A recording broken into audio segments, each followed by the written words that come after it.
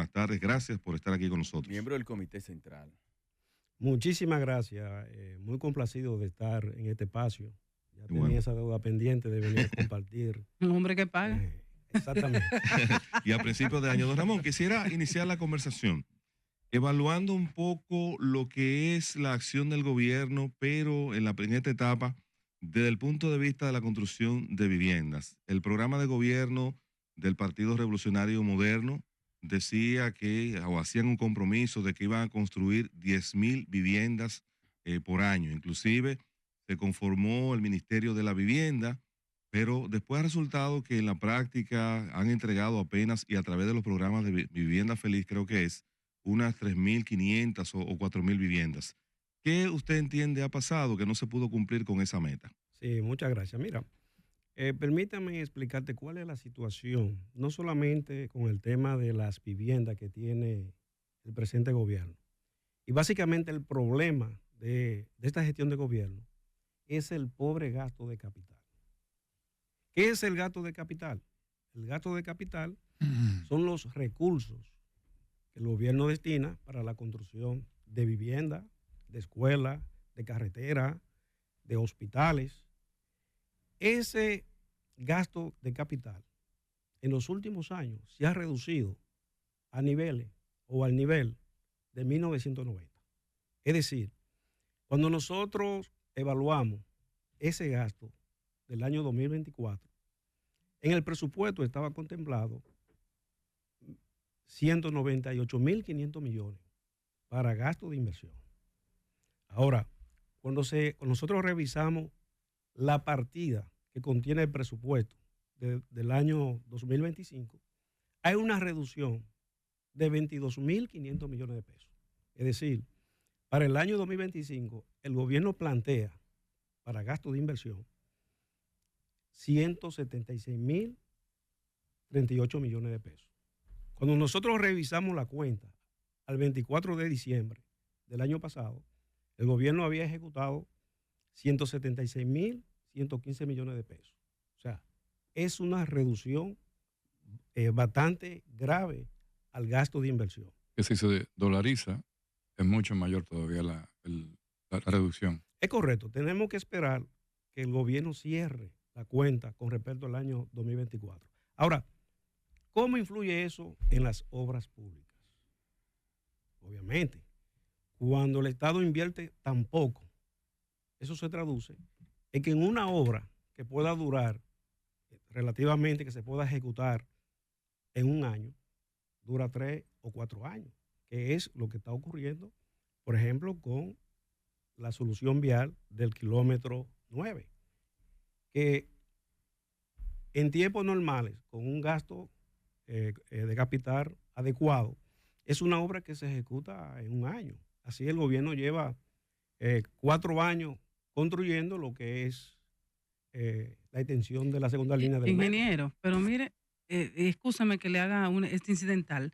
Usted acaba de tocar una de las obras más traumáticas para la sociedad dominicana por el kilómetro 9. ¿Qué usted me quiere decir o le quiere decir a la sociedad dominicana? Que eso no se ha terminado porque el presidente no le está soltando los chelitos al ministro de Obras Públicas. Mire, lo que yo le estoy diciendo es, y le voy a poner un ejemplo de una vivienda. Ajá. Usted tiene su casa y usted quiere reparar su casa, pero usted tiene gasto fijo en su casa. Usted tiene que pagar el agua, tiene que pagar la luz. Y si quiere hacer un arreglo, usted no va a disminuir la comida, el agua, o que le corten el agua, o que le corten la luz. Entonces, ¿qué hace el gobierno? El gobierno en el presupuesto de este año tiene contemplado 297.000 millones de pesos solamente para el pago de los intereses de la deuda. Entonces, cuando el gobierno tiene que buscar más dinero para pagar los intereses, tiene que hacer recortes. ¿Y qué va a recortar? No puede recortar la nómina pública, no puede recortar los gastos corrientes. Lo más fácil es recortar el gasto de capital, y eso es lo que ha venido sucediendo. Por ejemplo, en los gobiernos del PLD, ese porcentaje con relación al PIB siempre rondaba entre 2.8, inclusive hubo un año que con relación al PIB ese gasto de capital subió a 3.5. Por eso el PLD puede exhibir una serie de obras que el pueblo la ve. Por ejemplo, todos los elevados y todos los túneles, las principales carreteras. Antes de entrar en ese desglose de las obras, sé que Aníbalca tiene una pregunta pendiente sobre ese tema. Bueno, sobre ese tema, ingeniero, ahí, para que no se nos vaya. Una de las razones que dicen algunos allegados al gobierno del por qué el Partido de la Liberación Dominicana podía construir más rápido, ellos atribuyen eso a que el Partido de la Liberación Dominicana pues no hacía licitaciones y violaba la ley 340. Sobre eso, ¿qué usted tiene que decir? Yo creo que no solamente el Partido de la Liberación Dominicana ha sido el partido que más ha hecho por el avance de nuestro país, y lo ha hecho en la parte de la institucionalidad. La ley 340 es una obra, eso es una ley que se aprobó en el gobierno del PLD. Lo que pasa es que el PRM o el PRD, lo único que planificó fue llegar al poder. No planificaron para gobernar, no planificaron para un plan de gobierno. O sea, cuando yo decía ahorita que cuando se combinan bajo gasto de capital con la improvisación, los resultados que nosotros vemos hoy en día para la República Dominicana es que tenemos una serie de obras que solamente sabemos cuándo se inician, pero no sabemos o nadie sabe cuándo se van a concluir. Justamente, que usted fue ministro de Obras Públicas, usted es un técnico en el área y puedo decir que fue un ministro exitoso o que formó parte de una gestión exitosa. Pero el tema de las obras públicas, aunque impactan de manera directa en el ministerio, en el gobierno que las ejecute, a la gente le preocupa mucho porque toda la pérdida que se genera cuando tú tienes una obra en proceso. Me voy a trasladar al ejemplo que usted daba de la casa. O sea, la incomodidad que tú tienes en tu casa cuando estás reparando el baño, por decir algo, es exponencialmente lo que está pasando cuando tú tienes un kilómetro no inhabilitado, cuando tú tienes más de 5 años reparando la carretera Duarte. Y que creo que lo de la carretera Duarte se planificó al menos en su gestión. ¿De qué manera entiende usted entonces que se le podría dar una vuelta a esto para garantizar que las obras públicas tengan un proceso de ejecución más breve y sin que eso afecte la calidad de la obra, el compromiso de transparencia?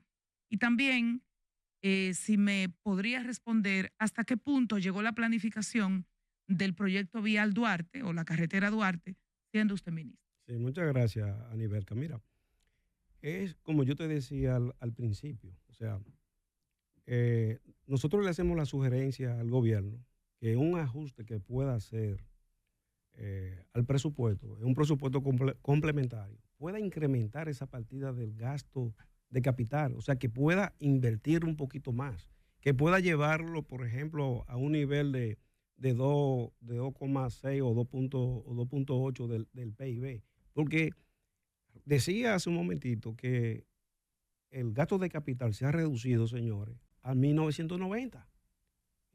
No va a llegar a un 2.5 para este año. No, para este año yo 2025. estimo que está entre 2.2. Eso es muy poco para las obras públicas. Y en corriente un 17. Es correcto. Y con relación, permíteme, sí, Jesús, con relación a la última pregunta que me hace Aníbalca. La autopista Duarte es una obra que se construyó en la primera, fue iniciado el trazado por los americanos, la primera intervención, en el 16. Y desde ahí ha venido en diferentes épocas recibiendo. Y la segunda, o la gran remodelación, fue en el gobierno de Joaquín Balaguer, aunque la inauguró, le dio los toques finales, el primer gobierno de Leonel Fernández. La completó el gobierno de Leonel Fernández. O sea, es así. Ahora, esa autopista, que es la principal vía del país, ya tenía un trazado obsoleto. O sea, ya no se correspondía con el flujo de tránsito que tiene la autopista Duarte. Ahora, hay que actualizar ese diseño para poder convertir la autopista Duarte en una vía que sea segura. Ahora, Con relación a los trabajos de que se están realizando en la autopista Duarte, fíjense que hay que resaltar que los fondos por donde se está ejecutando esa vía es precisamente a través del primer fideicomiso estatal que se hizo, que es RD Vial. O sea, eso tenemos nosotros que resaltarlo. Y la baja inversión a la que yo he hecho referencia, si nosotros analizamos las obras que está ejecutando el actual gobierno, nos damos cuenta de que, por ejemplo, la autopista Duarte, lo que es la circunvalación de Baní, entre otras, se están pagando a través de RD Vial. Cuando uno revisa el gasto de capital del presupuesto, uno se da cuenta que prácticamente los recursos son insuficientes. Ingeniero, Ok. saludos. Grato placer que usted esté aquí con nosotros ahora por la Super 7. En estos días ha habido una agresiva campaña de la población porque la gente espera que las obras cuando se inicien y se pongan fecha, en ese tiempo pudieran estar en disponibilidad porque hay obras que generan mucho trauma, muchas dificultades, mucho estrés a la ciudadanía porque cuando obras que bloquean el tránsito, el flujo normal, son retrasadas, esto genera caos. Desde su punto de vista, usted que lo vivió con la experiencia de muchos años al frente, trabajando en obras públicas, lo de Línea Ascensión es incapacidad administrativa. ¿Usted puede creer que es de presupuesto? ¿O de dónde pueden salir tantas debilidades? ¿Es él el único culpable de la incapacidad que muestra el gobierno al respecto? Mira, yo creo que la incapacidad viene del gobierno central. O sea, porque decía hace un momentito que yo creo que lo único que planificó este gobierno o que planificó el PRM fue llegar al poder. No llegaron con ningún tipo de plan. Y cuando se combina un pobre gasto de capital con una pobre planificación, tenemos los resultados que estamos viendo. Yo decía que el tema del kilómetro 9 es una obra que su alcance es para que estuviera ejecutada en un año. O sea, en un año.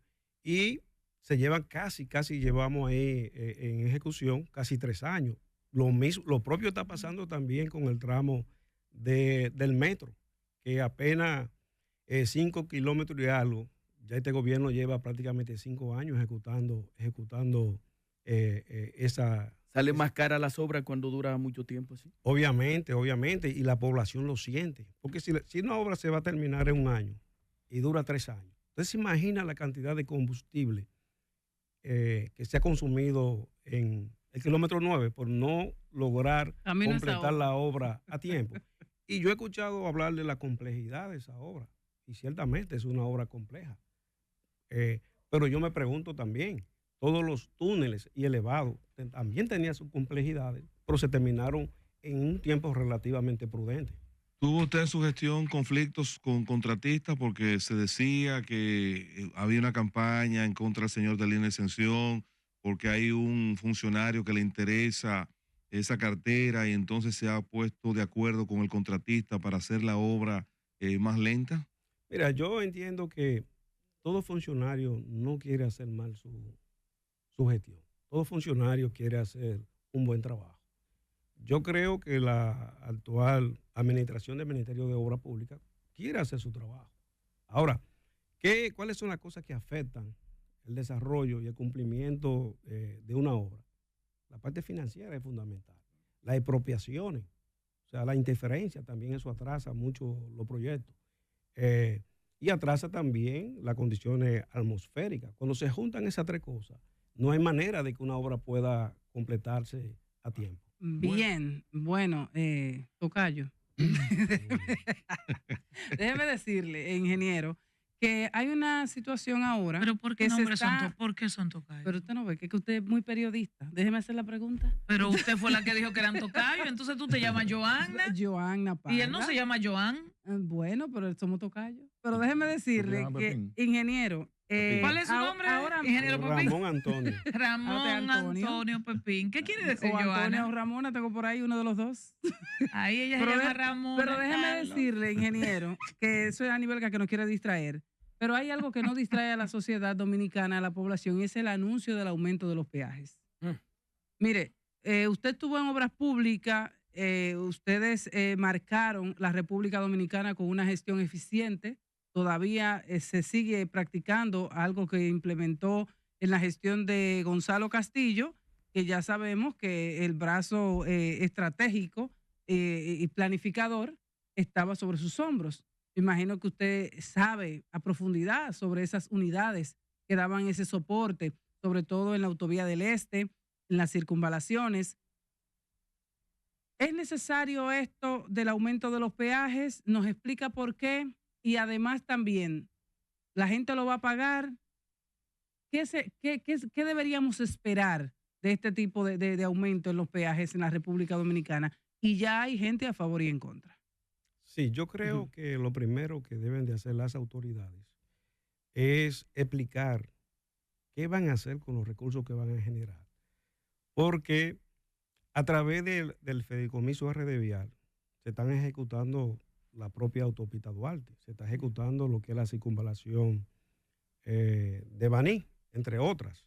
Ahora, yo supongo, porque no tengo los elementos de juicio, de que muy probablemente lo que es el fideicomiso RD Vial probablemente esté tratando de mejorar su finanza. Es verdad que tiene déficit. Para mejorar su calificación y poder acceder a nuevos recursos. Porque esas obras se están pagando con los 16 peajes que tiene la República Dominicana. Por ejemplo, en el año pasado la recaudación de los peajes fueron, si mi memoria no me falla, 7.225 millones de pesos. Hay que explicar qué se quiere hacer con los recursos que se van a generar a través de ese aumento que está proponiendo el gobierno. O sea, lo que yo le pido al gobierno y al Ministerio de Obras Públicas y al Fideicomiso RD Vial que den mayor explicación. ¿Cuál será el alcance de lo que buscan con ese incremento que se piensa aplicar a partir del 15 de este mes, creo? Ahora, nosotros también le solicitamos que puedan mejorar lo que son los servicios que se ofrecen a través de la carretera. Yo vi la semana pasada el anuncio de que hacía las autoridades del Ministerio de Obras Públicas, que estaban implementando de que iban a tapar 600 hoyos. Entonces yo decía, bueno, pero esa es una actividad que se hace de manera rutinaria. ¿Qué pasó? Fue que se dejó de hacer ese trabajo rutinario. De igual manera, también nosotros vemos una deficiencia muy clara y muy marcada en lo que es el servicio de RD Vial. Bien, vamos con una porque después yo tengo otra. Después de la de Bien, Luna. varias cosas, don Pepín. Gracias por estar con nosotros. A nivel de historia, rápida, en la época de Balaguer se construyeron las circunvalaciones. Balaguer nunca tomó un centavo prestado y provocó un momento con la presa de Higüey Aguacate la quiebra de la economía dominicana en el año 1990. Luego, en el Ministerio de Obras Públicas, en el gobierno de Leonel, las construcciones de los elevados, de los túneles, no con la calidad de la próxima época de Odebrecht, que es la calidad que todo el mundo aprecia hoy en las obras, y lo que vemos hoy en día, en donde la calidad no se nota. Esta calidad está asociada a esa falta de presupuesto específicamente o porque sencillamente no podemos abordar las obras. Y la otra pregunta, ¿por qué todavía seguimos asfaltando carreteras y calles cuando hay tecnologías mucho más eficientes, como el caso de lo que se hizo en la Autovía del Este, aunque puede salir un poquito más costoso, pero indudablemente nos sale más caro siempre el mismo tema de asfalto sobre asfalto, asfalto sobre asfalto y asfalto sobre asfalto? Mira, los franceses tienen una expresión. Los franceses dicen que como anda el masón, anda la nación. Y la verdad es que el masón en la República Dominicana en los últimos años no ha andado bien. Con relación al tema de la calidad y la supervisión ¿Qué es de... el masón? El masón es una especie para los franceses, una especie de martillo para Como un construir. mallete. Exacto. Entonces ellos dicen que como anda el masón, anda la nación. ¿Y a qué se le puede aplicar aquí entonces la comparación? Bueno, él se refiere a la supervisión, control. Ok. el Yo me monitoreo. refiero a los controles, me Ok, refiero ok. también a la baja inversión que se hace. O sea, yo creo que la obra que sale más económica y más barata es aquella obra que se hace bien desde el principio. Claro. Yo creo que hay que revisar, porque las pocas cosas que se están haciendo, hay que velar porque se hagan de una manera correcta. O sea, hay carreteras que ameritan lo que se llama comúnmente un recapeo. Pero si usted no hace el saneamiento que tiene que hacer a la base, lo que se hace es prácticamente botar el dinero. O sea, yo creo que en un país donde los recursos son escasos, hay que ponerle amor a las cosas que se hacen. O sea, Y buen enfoque. y con un buen enfoque. Yo decía que los gobiernos del PLD, por ejemplo, en los últimos años, yo me quiero referir a los últimos años del gobierno de Danilo Medina, Los mejores recuerdos. con un enfoque, con una planificación. Por ejemplo, el presidente Danilo Medina decía que el turismo es la locomotora de la economía dominicana. Por esa razón, el este es la región que tiene las mejores vías, porque nosotros nos enfocamos en desarrollar unas vías de primer orden. Yo le quiero recordar un dato, que eso no lo estoy diciendo yo. Cuando Danilo asumió la presidencia en el año 2012, el Foro Económico Mundial, que evalúa los países con relación a la competitividad, cuando se hizo la evaluación en términos de la calidad de infraestructura de la República Dominicana en el año 2012, la República Dominicana ocupaba la posición 62 de 144 países evaluados. Ese mismo estudio se hizo a finales del año 2019 y la República Dominicana, por el extraordinario trabajo ejecutado por el gobierno, descendió 22 posiciones, colocando a la República Dominicana en la posición número 40 a nivel mundial. ¿En inversión pública o en calidad? En calidad, de en carretera? términos de calidad de carretera. La número 40 a nivel mundial. Pero en la región del Caribe y Centroamérica, en la número 1. Nosotros no queremos pedirle al gobierno. Es tanto así, don Pepín, perdón, que el bulevar del Atlántico, la carretera que pasa por detrás de Samaná, fue catalogada por la revista National Geographic como una de las 10 mejores vistas del mundo. Y en base a la misma construcción también. Eso es correcto, ese dato. Y nosotros no le queremos, quizás sería exigirle demasiado al gobierno actual de que pueda descender a la República Dominicana 22 posiciones como lo hicimos nosotros. Ahora, sí nosotros le queremos pedir que por lo menos mantenga la vialidad en la posición número 40 y en la posición número 1 a nivel del Caribe y a nivel de Centroamérica. Ingeniero, 2 preguntas más. El tránsito de la República Dominicana, un caos. No hay salida. Esta es la peor película que estamos viviendo en la República Dominicana. El gobierno pasado, Danilo Medina, tenía un plan para tratar de desahogar un poco el tránsito en las zonas metropolitanas. Y la segunda pregunta, que pondré fin por mi parte, usted es amigo de Gonzalo Castillo. Esta es una pregunta Antes que Carlos te política. pare, tú, inteligente. Usted es amigo de Gonzalo Castillo y yo veo una campaña de tío Gonzalo. Me gustaría que si usted ya ha tenido algún contacto con Gonzalo, ¿qué está pasando por ahí? Primero con el tránsito. Sí, muchas gracias, mi estimado amigo Jesulín.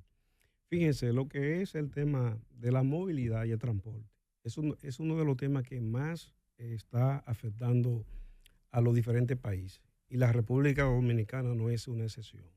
Ahora, en el gobierno del presidente Danilo Medina se tenía contemplado lo que era una solución integral al problema de la movilidad y el transporte. Ustedes recordarán que dentro de esa planificación se contemplaba la construcción de 5 grandes terminales de autobuses. Y aquí quiero hacer una referencia porque yo escucho muchos comunicadores hablar de parada de guagua. Y lo que se estaba contemplado en el plan de movilidad, que esa mesa que la dirigíamos nosotros, estaban contemplando la construcción de 5 grandes terminales. Y quiero definir lo que es una terminal de autobuses por la confusión que hay con una parada de guagua. Y yo hago el ejemplo para que la gente me pueda entender de que una terminal de autobuses funciona igualito como funciona un aeropuerto. No es una parada de guagua para dormitorio.